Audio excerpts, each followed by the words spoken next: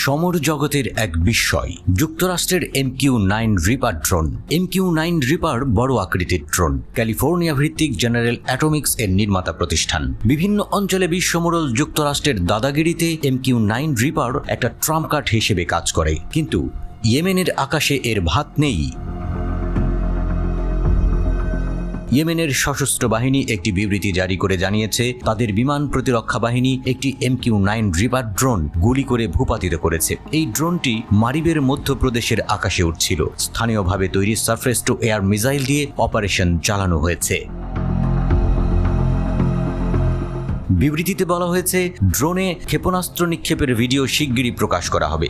দিনেই MQ-9 reaper drone ভূপাতিত করার দ্বিতীয় ঘটনা এটি। এই ড্রোনটি বেশ ভারী এবং সর্বাধুনিক, যার মূল্য প্রায় 30 মিলিয়ন মার্কিন ডলার। গত বছর ফিলিস্তিনের সমর্থনে আরব দেশটি সামরিক অভিযান শুরু করার পর থেকে ইয়েমেনে এই ধরনের মোট 6টি ড্রোন ধ্বংস করেছে।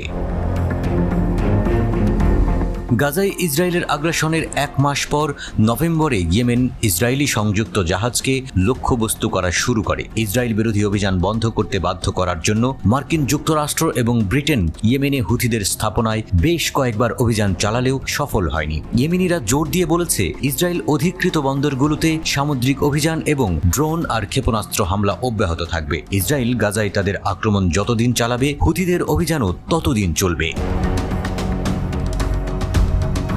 বুধবার ইয়েমেনের সশস্ত্র বাহিনীর বিবৃতিতে বলা হয়েছে, আল্লাহর রহমতে ইয়েমেনি সশস্ত্র বাহিনী আমেরিকান ব্রিটিশ আগ্রাসন এবং সমস্ত শত্রু শক্তির মোকাবেলা করার জন্য তাদের প্রতিরক্ষামূলক ক্ষমতার বিকাশ অব্যাহত রেখেছে।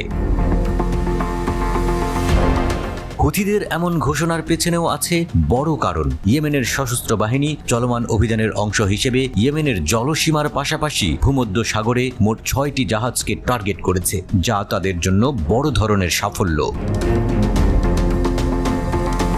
এক বিবৃতিতে মুখপাত্র ইয়াহিয়া সারি বলেছেন, তারা লোহিত সাগরে 3টি জাহাজকে আঘাত করেছে। এগুলোর নাম লাক্স, মেরিয়া এবং সিলেটি।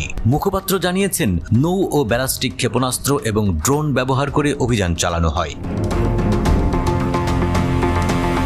সারি জানিয়েছেন, ইয়েমেনের সশস্ত্র বাহিনী আরব সাগরে আমেরিকান জাহাজ আলবা এবং মার্ক হার্টফোর্ডে ক্ষেপণাস্ত্র এবং ড্রোন হামলাও চালিয়েছে। ষষ্ঠ অপারেশনটিতে ভূমধ্য সাগরে মিনার্ভা অ্যান্টোনিয়া নামক জাহাজে বেশ কয়েকটি ডানাযুক্ত ক্ষেপণাস্ত্র দিয়ে আঘাত করা হয়।